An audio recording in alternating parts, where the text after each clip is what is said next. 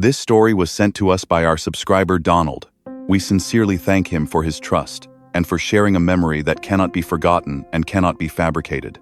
This is a true story, told by a man who is now 76 years old. It is not a story about war as strategy, nor about victories on a map. It is a story about pain, memory, and forgiveness, stronger than hatred.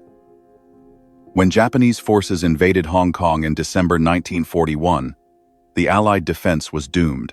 Canadian units sent to support the British colony were surrounded without sufficient reinforcements and without hope of evacuation.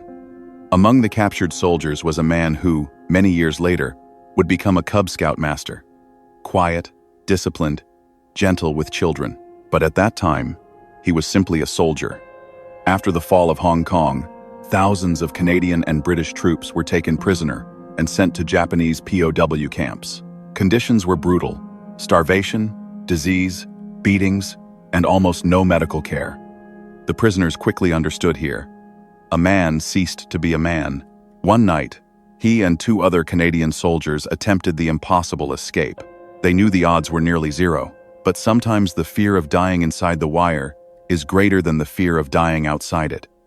As he crawled beneath the barbed wire fence, disaster struck. His body became trapped. His legs were on one side of the fence, his torso on the other. He was caught between captivity and freedom. The alarm was raised. A Japanese officer approached slowly. He did not shout. He gave his orders calmly, almost indifferently. The guards grabbed the prisoner by his ankles and wrists, lifted him, and forced his lower back against the bottom of the fence. Then the officer took a 2-foot garden hose filled with steel ball bearings, a crude but terrifying weapon. The blows landed repeatedly across the area above the buttocks, along the lower spine. Again and again, the metal inside the hose turned every strike into crushing force. He did not scream, not because there was no pain, but because his body could no longer respond. When it was over, he was thrown beside the camp's medical hut like a sack of refuse. No one expected him to survive, but he did. For 3 months, he could not walk. For 3 months, he hovered between life and death, and he lived. After the war, he returned home. He never spoke to the children about the camp, never spoke of the escape, never spoke of the officer. He became a scout leader, someone parents trusted with their sons. He taught honesty, endurance, responsibility, compassion. No one knew that his spine had been permanently damaged, that every movement carried the echo of that night. 20 years passed.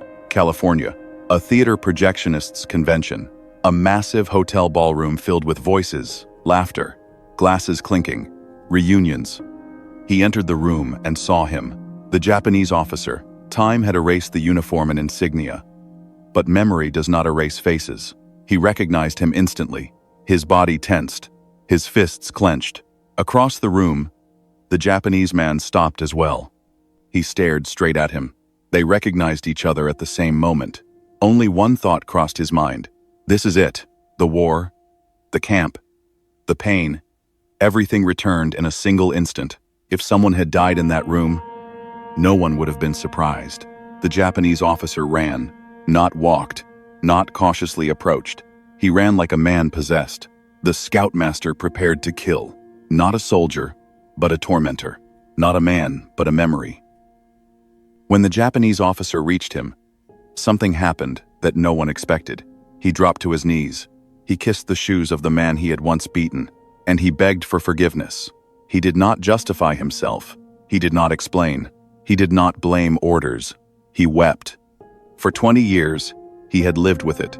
For 20 years, he had waited not for reunion, but for the chance to say one word: "Forgive me." The room fell silent. The scoutmaster looked down at him. The man he had hated for half his life was kneeling, broken not by war, but by memory. And then he did the impossible. He helped the Japanese officer to his feet, and they embraced, not as enemies, not as soldiers, but as 2 old men who had survived too much. In that moment, the war ended, not on a map, but in the human heart. This story is not about heroism and not about crime. It is about the truth that even the most brutal past does not have to define the future.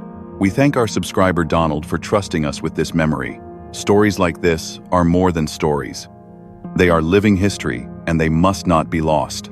If you or your family carry real stories of war, captivity, survival, or forgiveness, please share them with us in the comments or messages. We believe these voices deserve to be heard. Subscribe to the channel so that the memory of those who walked through hell and remained human is never forgotten.